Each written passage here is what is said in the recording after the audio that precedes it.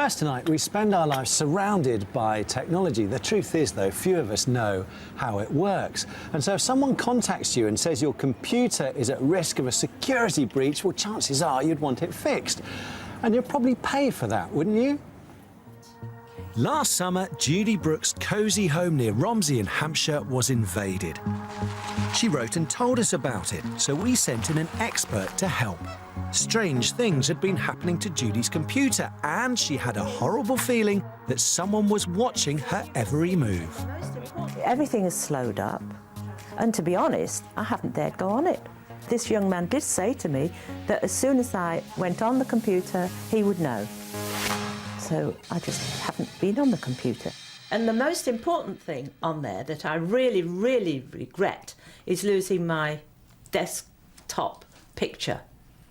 I had a friend who came, and he was very talented, and he sat on the other side of the kitchen and he drew all this area and this. And I had it on there for 4 or 5 years maybe, and it's gone. Okay. And I'm really, really sad about that. The only way I can really get rid of this feeling of being invaded and having a presence in the house, in that computer, is to get rid of it. I feel very apprehensive about computers now. Hello, Judy. This is Ricky here. Judy's problem started with a phone call from a man falsely claiming to be from Microsoft, telling her she hadn't registered. I felt a bit guilty because, no, I hadn't registered. So I was taken in, and I said, all right, well, I'll get registered. And he said, we'll give you backup, and you'll never hear from us again. That's it, finished. That's all you'll have to pay, no more. So I did. And then I was approached by phone again, and they sort of gave me the impression that they were from the same people, and that it had been discovered that there was a virus on my computer, and it was being used by criminals, and it was vital that they should access it and discover what was going on. And then, of course, it meant money, didn't it? And so I said no. And I was quite cross, and I said, no, I'm not. I said, I've paid $300 in August. I said, 4 months down the line, you want more money. No way. And I suppose we'd been talking for about 2 hours. It's incredible, because he never stopped. Miss this, Miss Judy this, Miss Judy that. And then he said, well, I must say, and he was very convincing and plausible, that if you don't comply with this, he said, we have the power to switch your computer off completely. Judy paid 2 bills for work she didn't need, and what was worse, work that could allow scammers to spy on her. We've heard of this one before, and we've been notifying our clients of the scam. So it's well known, people pretending to be Microsoft, people tricking the end user into saying they have to register their machine with Microsoft to gain extra support, where in fact they don't need to do that at all. Then once they do that, the end user actually ends up installing some software, because it's part of the process. They pretend to do some further protection work for you, but once the software, the remote software is on the machine, they can gain remote access to the machine at any time. Basically anything and absolutely everything from, unfortunately, Judy's lost her desktop background, but it could be all your documentation, it could be all your bank details, whatever you use your machine for. They could put a keylogger on there as well, so they get access to passwords. So as you're logging into websites, they can look up your passwords and come back and get those at any time. So it's opening up, it's the equivalent of opening your front door and saying, come on in and help yourself. We managed to track down the company that conned Judy to Calcutta in India.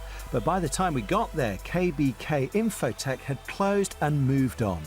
It seems call centres like this are opening and closing all the time, as our Indian reporter discovered. Even in a house, you can buy a computer and you can buy a phone and do that, one person calling up, say, 1 hour and making calls after calls to just catch somebody who can fall in the trap. Well, when I spoke to people, there were mixed reactions. There were people who said that they think that it's wrong and they should not do. And they also shared experience saying that, they used to feel guilty when they used to call up somebody who used to say that, please, I know that it's not true, please don't disturb me. And there were people who also said that it's fine. I mean, I want money at the end of the day, I'm getting paid, and it's okay. comments like it's okay, like people from UK also cheat us, so we are cheating them back. There is nothing wrong. So there are strange reactions and strange statements that I've heard, and I'm actually taken aback that these things are happening, and people are cool with it. They don't find anything wrong with it. They don't think that it's wrong. Krusha managed to persuade one former employee of a company like this to talk to us. I guess I used to make around 200 calls a day. I used to call up people in UK basically. We had a UK shift. I used to call them up in UK and, you know, I used to... Basically, my job was to tell them to open up their computers and show them the junk and malicious files which they had. After that, I had to transfer my call to my senior supervisor. He used to guide them forward and, you know, they used to basically try to resolve the problem they had in their computer, which was actually nothing, which they actually didn't have any.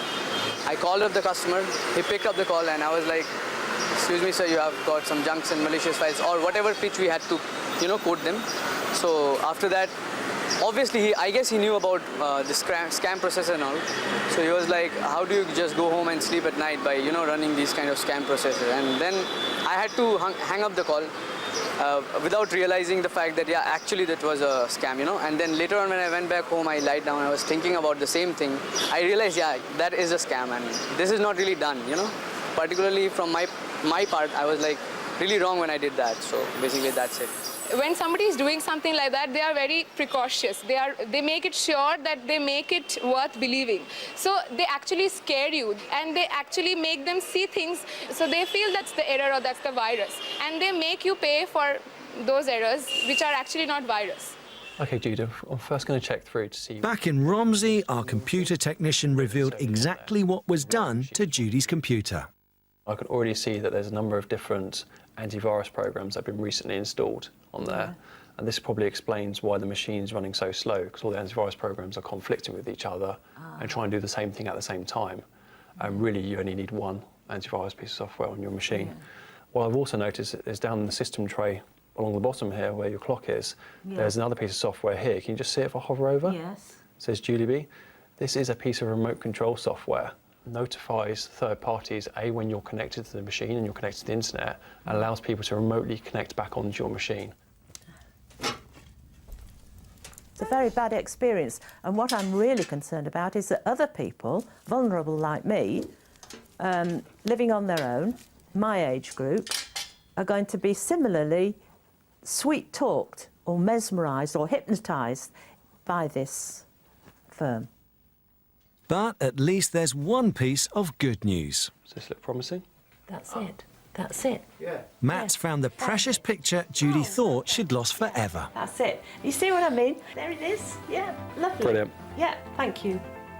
You're welcome. That's good. Yeah.